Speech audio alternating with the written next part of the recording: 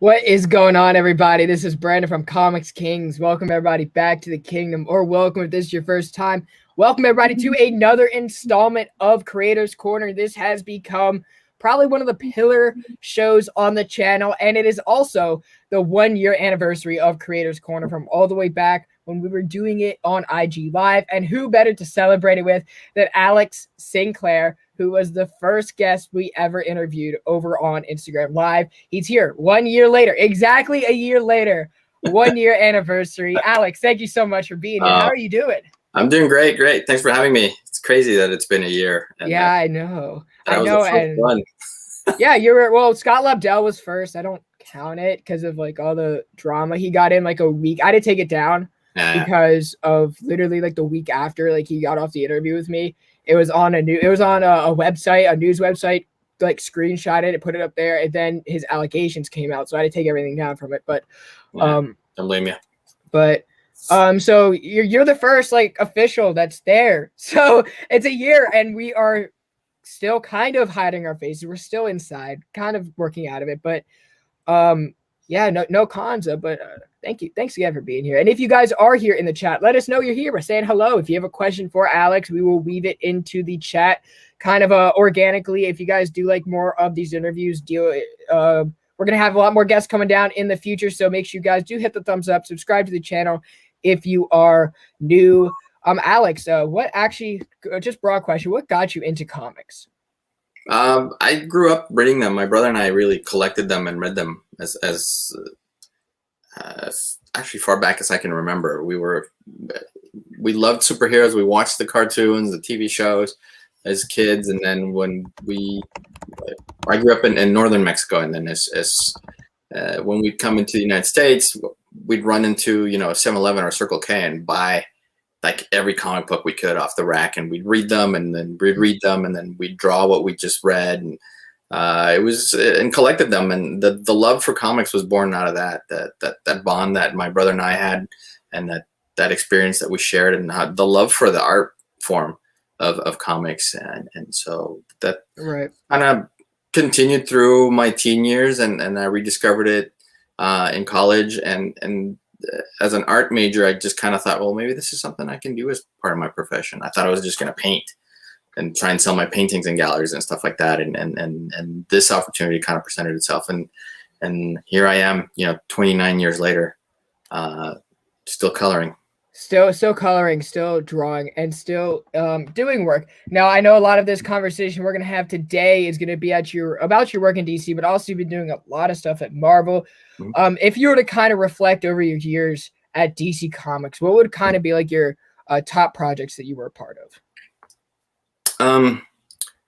With DC only? So let's go with DC right now. Okay, so with DC, I think obviously the biggest highlight and the project that I'm most known for is Batman Hush. I mean, I'm very appreciative of the staff at Vertigo, because that's how I got my start. I got my start doing some Vertigo books, and through that kind of segued into the main line of DC and the superhero side of the universe, and then through Hush with Jim and Scott and Jeff Loeb, and that's kind of what, like Astro City, I put my name on the map, and I think the Hush really cemented it on there, and so series like that led me to that next series, and it was Superman for Tomorrow. And then right after that, we started doing I got invited to do series like Blackest Night and Flashpoint and 52 and stuff like that. That it really just had me working on tons of different characters throughout the universe, and exploring all these characters that I grew up reading and loving that I never worked on professionally. It was kind of cool to checking them off my list, like, Elongated Man, Hawkman, and all this kind of stuff. Right. So as a colorist, right, and of course you've done a lot of your promotional art. A lot of times that when you do see a promotional art, it is colored by you. It is colored. It is done by either Ivan Reis, Jim Lee, with Scotty's colors or Scotty's inks and whoever else. Have you ever kind of looked at the character list that you're supposed to color and really like ask yourself, where have they been up to? Does that ever prompt you to like kind of ask those questions? Yeah, I mean, it's always I try and catch up with what's been going on with with that particular character or that team, so that I can get used to the look of them, how I'm going to approach them, the decisions that I'm going to make about palettes that I'm going to create for these characters. And so I try and do the catch up on it as much as I can. The editors are great and helpful in sending me reference material or the books themselves so that I can read them. So there's a lot of that prep work like that I do like to go through. Right, and of course, doing those promotional posters, you do get to see everybody. For me personally, whenever I do see those promotional colors, and I see someone like Adam, or like I will see Hawkman, who did, have some sort of treatment a little bit with Robert Venditti, which is great. But a lot of characters in DC I've noticed kind of just fall off the radar, partially for me because we're so focused on Batman. We'll get like 5 Batman books at a time, and we'll get like none of the other like C-list characters, right? What are your kind of thoughts when you're going through those characters?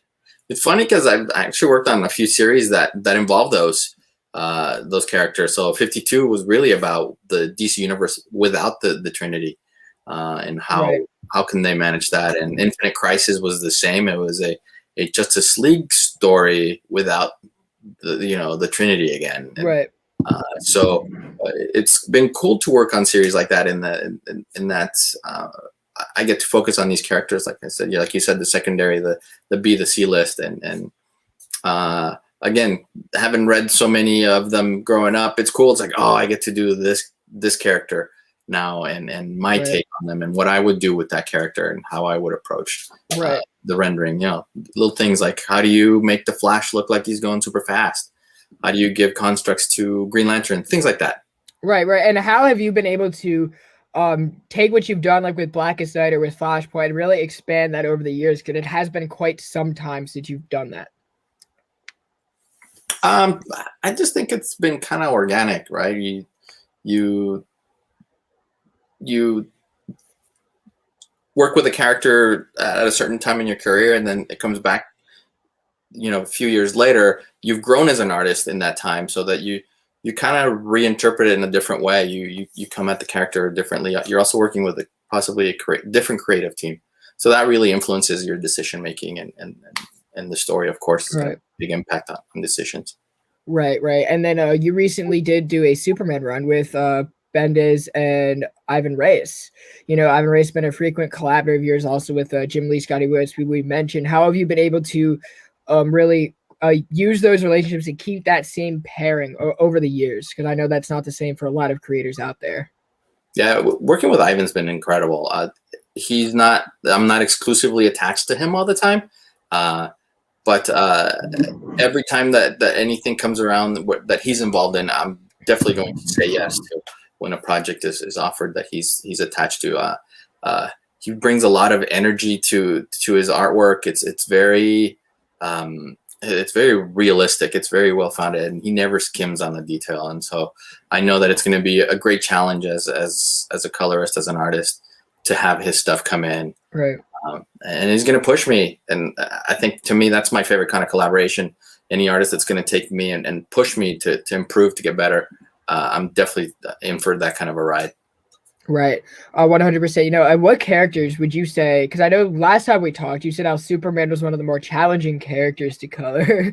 That must have given you a whole lot of experience doing that Superman run. It was 27 issues, 26 issues. Yeah. Because Superman is kind of the hardest one to color. Why is that? Why would he be the hardest? It's hard because his costumes, the primary colors, right? It's blue, red, and yellow. And so how do you make a character that stands out like that, look like everyone else? He belongs into an environment that's moody or morose, that kind of a stuff. Everything's so bright, and what happens when you're in an environment where it's dark and gloomy and it's a sad scene? How do you play with that kind of a palette? So that's the challenge for Superman. Especially when he's not the primary source of interest in the particular panel or page. You got to learn how to hide them or tuck them in to the environment so that the principal interest of that panel or page really stands out. All right. And could you walk us through how you kind of go about handling that task? Sure. First, I read the script for each book, and so as I'm reading the script, I'm looking at the inks for each page, and as I'm reading it, I'm starting to kind of decide what palettes I'm going to use, and the script really explains or delineates what I need to make stand out in each page, and so as I'm working on it and I'm picking out the palettes, I'm picking out a certain set of colors that are going to either make him stand out or make him recede. Depending on what the story is asking for. I mean, most of the time they're asking for him to stand out. I mean, if Superman's in the scene, he's probably going to dictate what's happening. And so I'm making sure that I'm picking color combinations that are going to work with his costume and not against it. And so that's kind of, as I'm going through, those are the decisions I'm making. I'm basically establishing first like a wash color that I'm going to use throughout each scene. And then once I figure out what that is, then I figure a secondary color that I'm going to use to help stuff stand out within that scene. Right. And from there, I add the local color, which is, whatever, his blue, his yellow, his red. Blue, his yellow, his red. And then I wash it with the dominant color, and then start to backlight with the secondary color. Okay, so it's like a lot of blending, kind of like using your tones in a way to make it kind of look like the same color, but having different layers underneath to kind of darken it. So for me being colorblind, that will throw my eyes into it. I couldn't do what you were doing. So I can't see some colors and they're mixed together. Some people know how that works. For those who don't, I'm sure Google has a lot of references for you. What's up, Nigel? So big shout out to the chat right now. If you guys are able to hit the like for me, that would be great. Subscribe to the channel if you are new. It really does go a long way, especially if you do like these interviews, because I like doing them. But if you guys don't like doing them, then I'm just talking to another person, not to you guys. So make sure you guys hit that thumbs up. Let me know you're enjoying what you're seeing. And also make sure you guys are following Alex. All of his information is in the description below. You can see the artwork that he is always putting out. So also we were talking about your past projects in DC, Green Lantern being one of them. Which lantern sticks out to you? If you were to be a lantern, which one would it be? Oh. If you were to have a ring, we'll get into the green ones later. I think, I've always been a fan of Hal, but there's so many of them that I really like for the different reasons. So Hal's probably my favorite. I would say that John Stewart's my second favorite. And then Kilowog. Yeah, Kilowog. Just interesting characters for me. And so, and then the rest fall. We did a little bit of Baz here and there, and I really enjoyed that because his suit was a construct, and that was a cool challenge to create visually. So some are favorite for one reason, and the others are favorite for other reasons. I don't know that there's a lantern that I don't like to do. So you like Guy Gardner? Yeah, he's fun. Oh, right. And guys, this has been the show. Thank you guys for coming. No kidding. I actually did a commission at the signing a couple of weeks ago, and someone said, pick a lantern, any lantern, and I did Gardner because it was like no one ever does that. And yeah, you can do a lot with his face that you can't do with anyone else. Right. And initially, I was going to do him holding a foam finger, but instead of holding up the one finger, would be the middle finger, so that his rings creating the construct of one of those foam fingers that you see at the stadiums. Right. But it would be the middle finger. There you go. It'd be a cool gag. And then I realized that I didn't know the person that I was doing this for enough to actually pull that off. So I ended up changing it, but I'm kind of keeping that as an idea for maybe a future Gardner commission. Boom. And then shout out to Lirio, because he did win the giveaway yesterday that we ran with Becky Clune and Michael Conrad. Make sure you guys go check out that episode of Weekly Wrap Up if you missed it. Not only do we have Becky and Michael on the stream, we talked about new comic books that came out this week. So we had your X-Men, you had your Venom, and then of course we do have we had a lot going on last episode. Boom. And I got the Magic Lasso here. He likes your shirt. Kind of looks like you got a Tetris game going on in your shirt, don't you? It is. It's I bought it at there's a shirt company in Mexico. It's called Máscara de Latex, and they make these really cool designs. And this is probably one of my favorites that I've ever gotten from them. Whenever I do shows in Mexico or going to Mexico, I hunt down these stores so I can go into and buy some of their product because they make really cool designs, that stuff that you don't really see up here. Right. Now that's hard to find. Good shirts are always hard to find. So that's you always got to know somebody in the community. It's like, hey, you go in here, pick me up a shirt, pick me up this, move that. Yeah. I would love a Daredevil one. I would love a Daredevil one. That would be so cool the way they. Yeah, those are kind of hard to find. I have a hat. A Daredevil. There you go. There you go. I would love to see you do Daredevil. That would be a cool challenge. He's one of my favorite Marvel characters, so I would love to see me do Daredevil too. I would love. There's someone who named Chip Zdarsky doing it right now. I think you could hit up. Yeah. Hey, can I hop on this with you? Yeah, hopefully, give me a call. Yeah, give me a call. Yeah, if anyone wants to send this to Chip, if you know that. But but yeah, we're talking about Green Lantern. It's Guy Gardner. I don't know. I think his character can be very fitting. I remember reading the Blue Beetle by Keith Giffen and Cully Hamner, and he was just attacking Jamie right when he was on the wheel. Like, oh, come on, guy. I don't know. And then reading Justice League International, like right before I read that, I was like, you're not doing it for me. That's some of my favorite Guy Gardner stuff. Period. That Justice League International, the everything that those guys did with that book was incredible. And this was a question that we were going to get to, so I'm so glad that Jake asked this, and this does encourage everyone else to ask a question if you guys do have one, because I like to interact with you guys as much as I can. How does your approach change based off the penciler, inker you're working with? Some things are similar or different when you're working with Jim Scott or Ivan Joe Prado, and then recently Federico. Yeah, so it actually influences a lot. Changing pencil inkers is a huge change for me. I definitely try and color to the strengths of the penciler inker team or the penciler inker that I'm working with. The story will also dictate that, as with everything else. Jim and Scott and Ivan and Joe are actually very similar styles in that they're both, like I said, hyper realistic. A lot of kinetic movement by the characters, and so that I'm trying to follow the flow of the storytelling with the color, making sure that the rendering is spot on, because the art that I'm getting from them is some of the best art out there. So, I definitely have to come in with my best rendering that I can, so that it doesn't stand out. It doesn't go contrary to any of the shading that they've established at the penciling and inking stage. And then you switch to Federico, and his stuff is so kinetic. There's so much movement to it. And he's got these really cool angular perspectives. And so I actually I usually render with a round or a square brush for when I do everybody else. But for his art and for Dexter Soya on Green Lantern, they have very similar styles.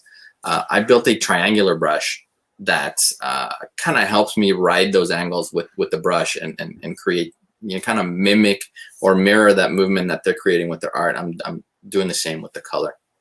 There you go. Would you say that's a little bit more difficult, or just something you're not used to and have to learn? Yeah, and it's not necessarily difficult. It's just I'm so used to doing Jim and Scott or Ivan and Joe that when it's different like this, I kind of have to pull back and then kind of step back into it, kind of almost warm up to it. So it always takes about 2-3 pages of each issue for me to kind of get into the flow as I'm changing. So if I go from Jim and Scott to Ivan and Joe, it's a very easy kind of switch. But when I go from those guys to, say, someone like Dexter on Green Lantern, it's such a jarring difference in a good way that I do have to kind of like, oh, that's right, I gotta switch it up here and make his stuff shine in a different way.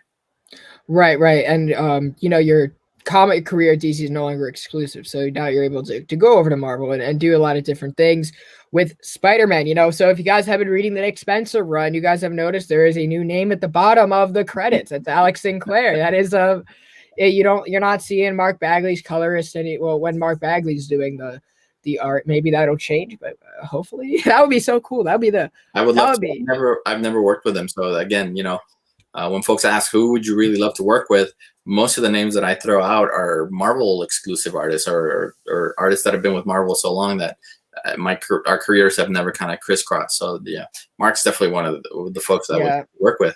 But he has his own colorist, and I completely understand. And maybe a cover here or there down the line would be perfect. Yeah, Mark's a great artist. You know, he's my favorite. You look at who's the best Spider-Man artist, I always say Mark Bagley, because he's brought, other than introducing characters like John Romita and Gil Kane did, and Steve Ditko, but really Bagley has what has kept the modern readers there with Ultimate Spider-Man and with Amazing Spider-Man. Like he's been through it all, probably just as much. Well, and there's a reason why he's been there for as long as he has, because he's great at it. He's one of the best at it, and so why take that away from the fans, right?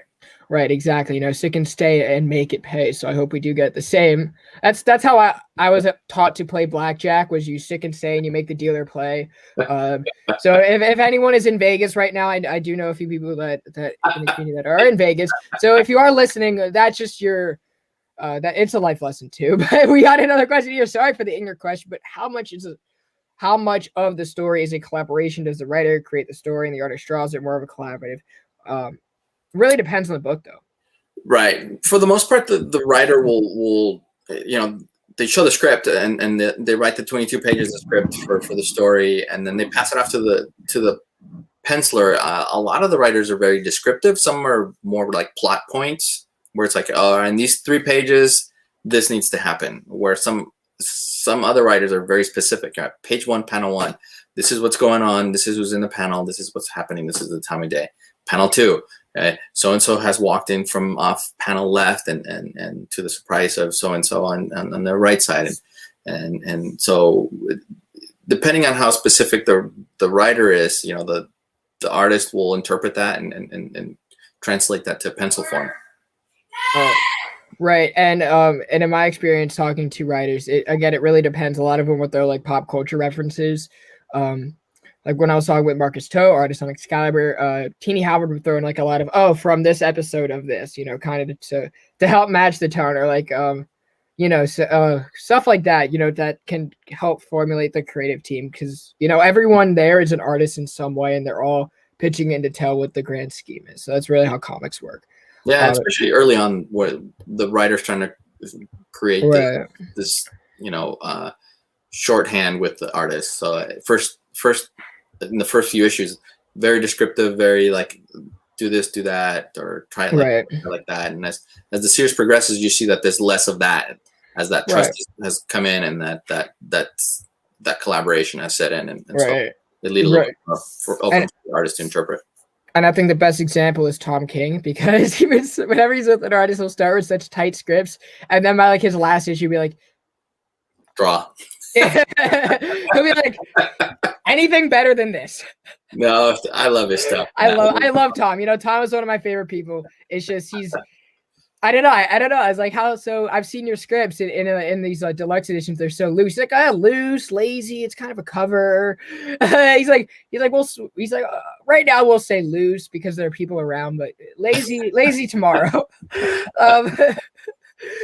Back to Green Lanterns. My personal favorite is Kyle Rayner. So we're looking at what's been done to Kyle in the past 20 years. I think Grant Morrison's run really sticks out, other than the main run that he was in. I would love to see him come back, and I wish DC could kind of experiment having like the same mantle, like in the same era.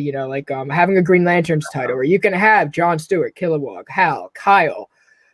Maybe not Guy, fine. Guy, Jessica Cruz. I think now that Jessica Cruz is a dynamic character, we're gonna see them on the big screens in sooner than we think. Cool. What are you most looking forward to for the Green Lantern show? I just actually would like them to interpret the characters properly. I think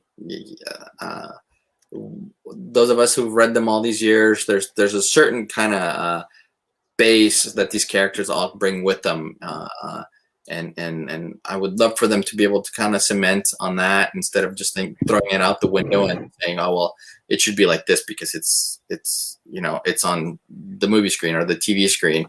I think the shows that have had success, the movies that have had success, are the ones that base and cement their characters and the backstories on the comics themselves, and the stuff that we've all read growing up and loved, and why change it so much so that it's no longer that character that you grew up loving and reading. Right. And a lot of times they try to modernize it. So they try to modernize the TV so much to fit what they're looking at. But Green Lanterns is a place that has probably the most diversity in DC Comics. You have an African American hero. You have two LGBT characters in there. You have even more African American characters now with the Teen Lantern or whatever, and Joe and Joe whatever her name is from Far Sector. I forget her last name, but you could possibly see her on the big screen. You got the guy, you have Kilowog, you got someone that's you have a lot of it. Someone that's Latino, so you have a lot of characters that can really look back. And I really like this question as well. My good buddy Peter, who was actually there when we were a year ago when you were on here. What is the title project you enjoyed working on a lot and stands out to you? So Astro City is probably one of my favorite series that I've ever worked on. It's the first major book that I worked on that put my name on the map. Kurt is an amazing writer. He is an even funnier guy. Kurt Busiek. And to get to work with folks like Alex Ross and Brent Anderson is also a big plus with that book. Batman Hush definitely stands out. Blackest Night with Jeff Johns and Ivan was the first collaboration that I had with both of them, and that was incredible. Right. There's so many. Aerosmith was such a cool small series, not as well known series, but working with Carlos Pacheco was probably one of the highlights of my coloring career, because he let me explore palettes that I'd never worked with before, and it was such a cool experience.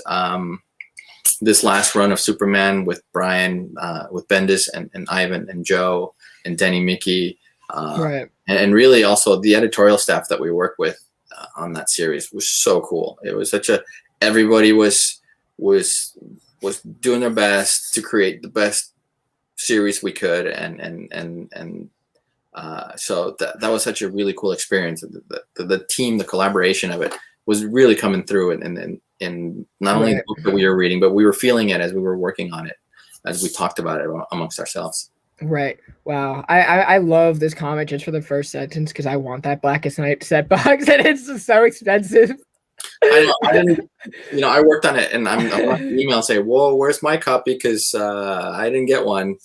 I don't want to go spend that much money for one. Right.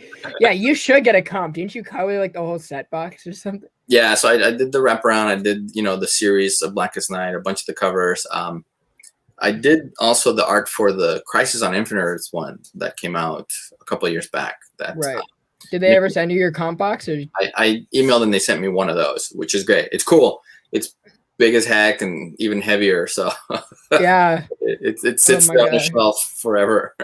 Oh my gosh. It has all the traits, right? It has all of the traits. It's a cool magnetic little kind of flip cover that you lift and you pull the book out and you cover it. It's a great product. I definitely, it's definitely worth the money that they're charging for it. I just, I wouldn't mind getting one since I worked on it. Right. And speaking of bargains, I recently did get a bargain today. So I entered myself into this Torpedo mystery box. I got two of them. So it was $60. It was for a Daredevil number 1.5 CGC, which the grading doesn't matter to me. The fact that I won my favorite book of all time, the number 1 book I thought I would be too broke to ever afford, I bought even when I'm still broke. Yeah. Okay, so... But you got one. But I got one. And I'm oh. I'm you know how many pull lists I can trade this off for? I'm I could probably cover my comic collecting for a year now. But get this man a box set and the T'Challa. Get this man a shield. Get this man a box set. Yeah. There you go. But yeah, Blackest Night is obviously the background means I'm completely biased to that being my favorite work of yours, because it is my favorite story. And that's me, who's not exactly the biggest Jeff Johns fan, but I loved it. That was great. Like I said, everything just kind of felt right. Right. And you got to work with, honestly, when I look at which DC characters are not in the DC universe, I think the reason why I loved it so much is because it felt like a very cinematic event. It really felt like no one's missing. I could go through it. I'm okay, they're here. Boom, boom, boom. You even had Deadman in there. You had Martian Manhunter. You had Miss Martian in there. You had everybody. There's Captain Adam, everyone. That was a part of it where they're, maybe not Mr. Miracle or big, but no one cares about them.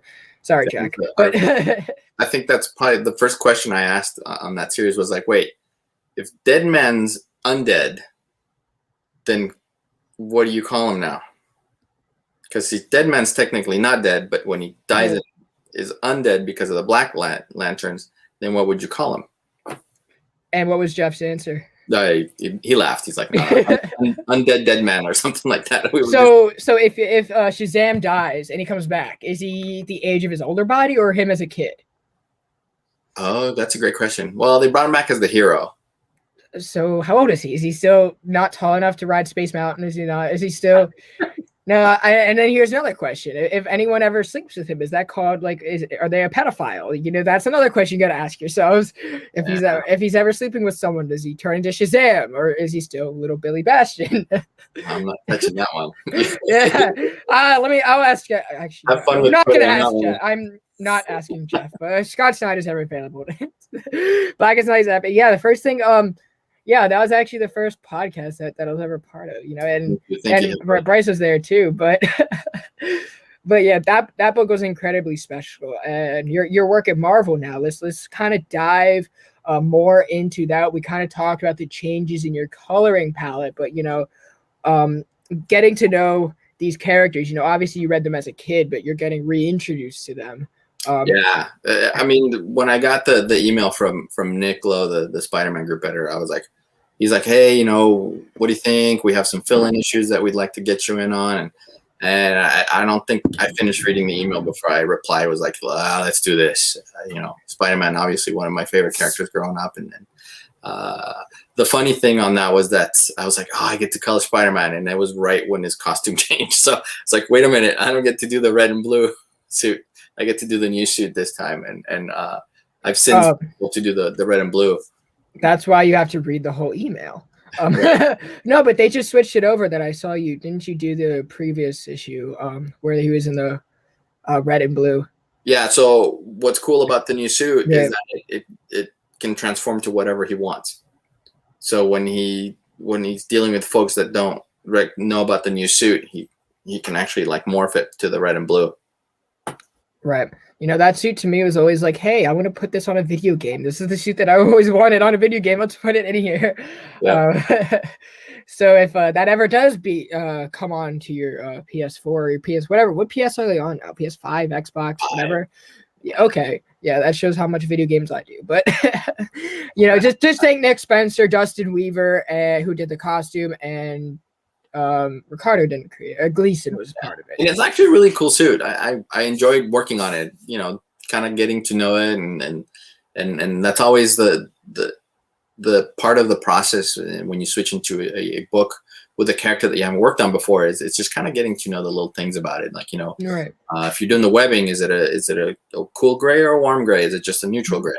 What kind of webbing am I going to use? And so kind of going through those growing pains with the character and the editor too, as they're like, oh wait, we don't do this, we don't do that, try this. It's always part of the challenge too, and so a lot of fun there. I've had nothing but an incredible experience with Nick and Lindsay on the Amazing Spider-Man. I'm doing a little bit of Venom work too, and right. And so that's actually been really cool. Right. If you can talk about that. So guys, quick little backstory. So there has been a new Venom team announced. Venom 200 was Donny Cates and Ryan Stegman's farewell to the character, which felt like they can return again in some fashion, whatever they're doing next. But with the new creative team is going to be Rom V, Al Ewing, and Brian Hitch, with his inker and with his from the Ultimate. So it feels like the Ultimate team with the addition of Alex Sinclair and Rom V. So you can kind of talk about your initial reactions to everything, starting with when they asked you to join initially. Well, they asked me to join, and actually Brian brought it up first. He's like, hey, you know, we exchanged a lot of emails as far as like, because we're doing a lot of projects together. We've become a really cool team. Speaking of you know, Matt team ups, you know, Brian's definitely become someone that I've loved working with. Initially with just DC, because I was exclusive over there. So we did Justice League of America that he wrote and drew. Right. And such a fun experience. I think he's a very talented writer. I think he gets the characters that he works on. He puts that a lot of thought into them, and so I felt that the stories that he was writing in Justice League were so cool. Stories that I could see on the big screen, and so to go along with this art that looks like you're watching a movie. Right. So, all that stuff was great to do. We did a little bit of Hawkman together. Right. Yes. And so we've kind of started to do a lot of work together, and so that he brought up, we discussed, like, I'm doing these covers and I'm doing this. We have a couple series coming up that not sure which ones I can or can't talk about on some of these, but I know that the Venom series was announced. I know that they kind of did a sneak peek of a couple of the pages from the interiors of the book, and so Brian's officially started drawing the book itself, and so it's happening. And so Venom will be a series. I'm not sure how many issues it's going to be, or if it's a new ongoing. That I don't know. So don't say that. Oh, Alex said it was going to be a 12 issue or a 5 issue. I don't know. So right, but I mean, anything that Al Ewing is on, I could see him saying, I can do everything. I think Al Ewing has really solidified that spot at Marvel, and I think it isn't ongoing. It's just continuing. Cool. That much has been announced. I can't imagine they would put that creative team together and say, you guys only have 5 issues. Right. and to be honest, I don't know how many of the issues Brian and I will do. Right. Brian's it's cool in that it's almost like the new Brian is he is so fast. Where in the past, I think he had a reputation for not being one of the fastest artists out there, and then all of a sudden, you look for Brian's work and it's everywhere, because I don't know what happened, how he did it, but he's discovered himself, and in a way that I think he's no longer self-doubting his own work and just going with it. Right. I mean, obviously, kind of cluing into the fact of what we all knew, is that his art is incredible, and why are you so self-loathing when we all look at it and go, man, this is just insanely cool. Right. Yeah, his artwork has definitely kind of revolutionized itself over the years. I think like confidence is like the biggest thing. I mean, I've been a huge fan of his for a very long time. Yeah. And he's got to work with almost everybody. So that's big prompts to him. When you're an artist, inker, colorist, you guys are all artists in the game, and you get to work with everyone. You get to work with all like the top visionaries. You're doing something right, or the fact that you've been in there. Right. In the game so long, you kind of understand your position. I think Brian has. So I'm very, very much excited. Have you gotten a chance to look at any of the scripts, or is that still a work in progress? I did read the first couple pages of the script, and that I colored the first few pages of the book for the announcements and stuff like that. So I've done that. We've done a promo piece together, and so I know that we're going to start seeing stuff. I'm going to start seeing stuff pretty soon. That means the script will come along, and so based on what I saw, based on the conversations I've had with Brian about what the series is kind of the broad strokes that he gave me about the story, it should be a really cool series, and so I'm definitely looking forward to that. And then we have a couple other things brewing over on the DC side. So Brian has a couple things that he's working on that I can't talk about. Right, of course. That's definitely the hardest thing sometimes, is just having stuff under strokes, and you just want to talk about it, you just want to announce, but you can't. Right. Definitely in that boat right now. I have a lot of stuff that I can't talk about on camera. But what I can, I will let you guys know 100%. And I'm sure Alex will do the same, Right. Just keep on my Instagram and my Twitter. That's usually where I drop the news. Right. I'm a little bit more active on my Facebook page recently, so that as well, if you prefer that social media. Yeah, so all of his links are in the description below. I'm not on Facebook because I'm a political major, and that's the most toxic place to be. And so I took my Facebook off the map. So I'm not doing it. Looks like we have a gas JLA, but sure, okay. Oh, my phone is dying, but there's also a charger that's Not Alex Sinclair color, but I'm sure you can find one. I like this question a lot. What is the most overused color, most underused? Most overused colors, probably blue. Blue. And The most underused color is pink. Well, probably. Well, yeah, I was gonna say probably pink because you don't see. I don't know, but if you're coloring Invincible, I think that's a different answer. Sure.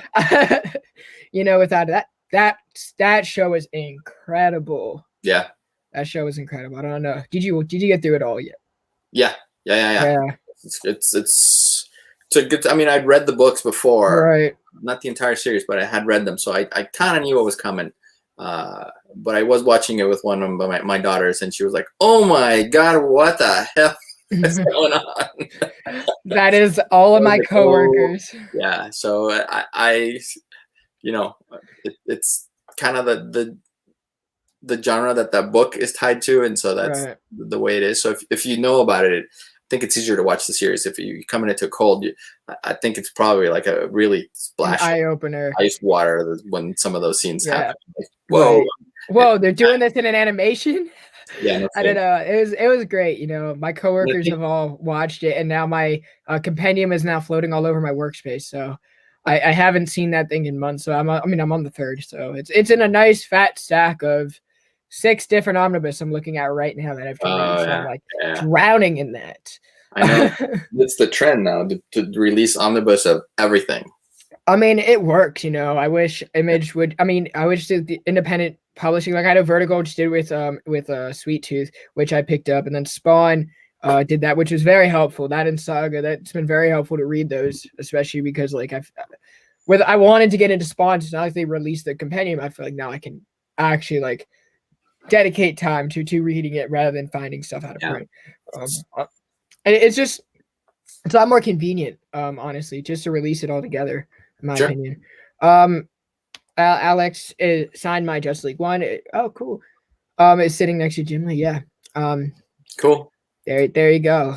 So you do have a CGC signing coming up. What is probably the comic book you have never really expected people to bring that people usually do, that people usually send you? I think a very select group of people bring Astro City. That's one that I don't see a lot. But when someone does bring Astro City, they bring like 30 issues of it to sign.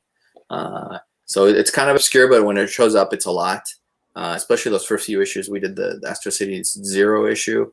That one's hard to find. So when it shows up, it's kind of cool to sign one of those. I'm trying to think. There's the stuff that I did for Vertigo is one of the series is called the Trenchcoat Brigade. I also did Molly's Story, A Fairy's Tale of Molly's Story, and those were books that didn't sell incredible amounts, but the work that I did in there with the artists that I worked with, I'm proud of and happy to see. So when people bring me those initial books that I worked on where my name hadn't really been discovered yet, or I hadn't really made it yet, it's cool. It's really cool to sign that kind of stuff because you can tell that whoever's bringing those is a true fan of my work, that not only is a fan of my current work, but has done the legwork to find out what else I did way back when. Right. There you go. And I know that that's always a soft spot for creators when they see like their initial works being brought. Or I brought on Batman Eternal for Tynan, along with so I brought like a little bit of everything. I brought some Batman Eternal, some Detective Comics, some Red Hood, some newer Batman, some everything he's worked on literally. And then his Image work, and he was like, dude, that's awesome. So it was great. And then my buddy Peter, having to make a new hero, you can only use 2 colors. What would they be? I would go red. I would go like red and blue because I'm assuming that they would be white, but that's just me. I don't know. I'd do like a navy blue with lime green. Just colors that kind of stand off of each other real well. There you go. And then we've pretty much covered almost everything else. Is there anything else that you wanted to bring to the table that you are currently working on that you would like to promote? I've been doing a lot of fill-in work for DC. So the fill-in works for the Suicide Squad book. Flash 772 is the latest book that I actually just turned in, and then I'm coming back to Amazing Spider-Man for issues 70 through 74. And so when those start coming out, I think the book goes back to monthly, and that's when I jump back on it. And it's the new storyline with some cool villains in it. You know, right? Yeah, right. Again, I'm starting my little checklist of like, ooh, I got to do this villain and this villain and this villain, and so I've gotten to check off a lot of villains in the last month.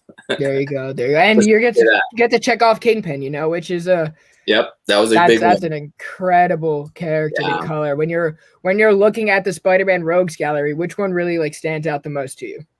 I love the Rhino just because I love doing like wildlife stuff on my own. So whenever I get characters like Rhino, you actually will notice that my rendering kind of goes up a couple levels. So if an artist draws a dog or a cougar or something like that into the art, I actually pay extra attention to it just because I love doing wildlife so much. So that's why Crypto stood out the most. That's right. Crypto gets extra love. Crypto gets extra love. And then Bats, of course. Bats. Well, that's Doctor Strange. But who's the dog? The Bat Dog, whatever his name is. Ace. The Bat Hound. Who could ever forget about Ace? Other than me, who just forgot about Ace. Yeah. But, well, there you go. You know, that Spider-Man arc is literally almost every villain is involved right now as you're going on. So right. I think he's just thrown everybody in. Like all of a sudden, it's like, all right, we're just gonna bathe him in villains and see how he does. And so, that's really. I mean, that's really what he's been doing, like throughout the book. You know, he did that with the Craven story that he did during like the 20s. But with that, just reminding everyone why Craven's Last Hunt is the best Spider-Man story of all time. But and that was just all the animal villains in a dome, which right. There's also cool new characters that I'm getting acquainted with, like the Syndicate. You know, all the daughters of the villains that are created their own kind of little group. And then Kindred is also kind of newer to a lot of people. Yeah. I think I actually, to be honest, I didn't know who Kindred was when I started on my run, so I had to go back and reread. Like, oh wow, that's actually pretty cool. And Dan Slott introduced him, so that was definitely like something that a lot of fans were expecting answers to. That was that arc in the 50s. But take that what you will. But but I'm definitely excited the fact that you are doing Spider-Man, which is definitely a good growing experience for it. It's definitely exciting to do another big name character. Yeah, definitely. And I'm definitely doing covers, a lot of covers for other editors. I don't know if I can talk about any of them, but there's Sinister War. I'm definitely doing some of the variant covers for that. Australia. Hey. Australia, dang! I miss Australia. I actually was talking with Scott about this and a friend of ours from Australia, Jamie. That we love that trip to Australia and we'd love to go back. What a great country! What a great. I would love to visit Australia one of these days. It's incredible. We had one of the best trips I've ever had. Was definitely there. There you go. And when you do travel, are you ever able to like kind of take snippets of the environment there and kind of play it into your art style a little bit? Yeah, kind of just like copy and paste. I definitely go to the art museums around the area to kind of get a feel for the culture that's from that country. So I try and build a few extra days into the trip to make sure that I can take in the sights and then kind of get out there. Right. The people there, right, to kind of get a feel for what's going on there. So right. Work doesn't stop even when you're on vacation. But yeah, for everybody here, make sure if you are Catch the Replay, remember to hit the thumbs up, like, and subscribe. If you're in the live chat now, thank you guys so much for being here. I would not be able to do this show without you guys. I know V's here all the way from New Zealand. So wow. Honestly, doing these shows means a lot to me because you get to see people coming all around the world just to talk to their creator, which is something that a lot of people can't. right now with COVID, with the lack of cons. Some are returning, but not all creators are. Alex, what is your con circuit looking like? So definitely doing the Comic-Con at home in next month. We'll be posting a kind of virtual shop there with some artwork. I'm also doing. I'm hopefully going to be at the San Diego Comic-Con, the mini Comic-Con that they're going to have in November. And then I've applied for an Artist Alley table in Emerald City, Seattle, in December. So There you go. That's my birthday weekend, and so my daughter lives up there as well. So I definitely want to go up to Seattle. I love Seattle. I want to go visit her, visit the city, and definitely get to see these fans that Scott and I were supposed to be special guests of Emerald City last year, right before COVID shut everything down. Right. So I want to make sure that I at least make good on that promise to the fans and to the folks at Read Pop. There, well, yeah, there you go. And I think a lot of cons are using their same returning guests, like from the year that the world shut down. I know that Baltimore is doing that as well as adding new ones every day. So yeah, I'm excited for that. That's my local con. So cool. The fact that that's like the smallest con that everyone goes to is fantastically lucky. And for those of you guys who are newer readers, make sure you guys do go back and read a lot of Alex's previous work. My highest recommendation, if you want to get to know a lot of DC characters, is read Blackest Night. If you want to learn about how the New 52 came about and how Dan DiDio and Jeff Johns reset the universe, go back and read Flashpoint, and you can kind of understand what the modern take on the Speed Force is, I guess. Then I mean, I did a long run of Green Lantern for the New 52. Right, which is cool, fantastic as well. Yeah, universe building kind of stuff on that run with Doug Mahnke. Right. Yeah, and Doug Mahnke is another phenomenal artist. Who did do a lot of the Green Lantern tie into Blackest Night. Which I bought that full set at Baltimore 2 years ago of the Green Lantern. So oh wow. It was there, and now it's like with the show, and I'm like, I'm so happy I bought it because a lot of collectors out there are now buying it for the show. But I'm like, I bought it just to read and reread and reread again. Which they have the 3 omnibus of all that stuff too. Man, I'm not paying that money. If I could buy it all for what I paid, the price I paid was less expensive than the one omnibus. So it's like, imagine paying 3 for 3 of them. Not happening. I still love the floppies, the books. Right. They're always good to find, and just flip through. Obviously trade paperback is preferred for catching up, but yeah, Alex, thank you so much for being here again for the 1-year anniversary of Creators Corner. Should have bought a little cake or something to celebrate. Or the Green Lantern box. That would be great enough. Yes, it's in the mail.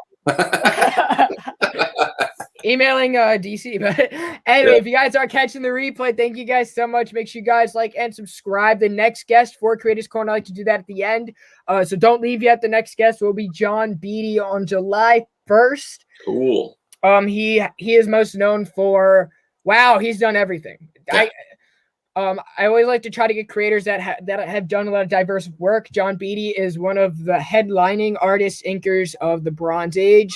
So if you guys do like events like Blackest Night, Flashpoint, Hush kind of has influence from Secret Wars. Every book has influence from Secret Wars. It is, speaking of Father's Day tomorrow, it is the father of all events. So it is the first one.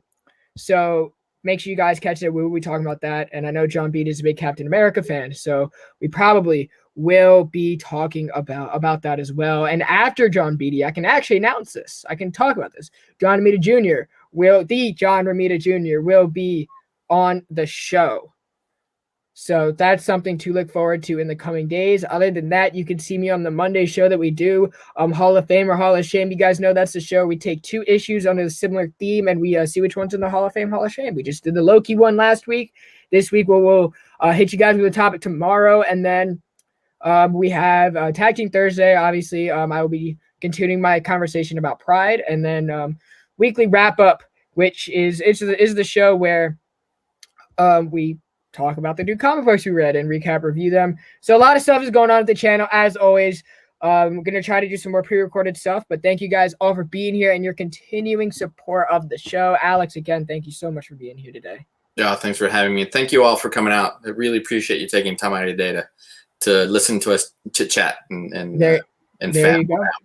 Fanboy about the Green Lanterns, because if I want to talk about Green Lantern, I would always do it with Alex first before anyone else. All right, we will catch you guys next time. Take care, everybody. Thank you.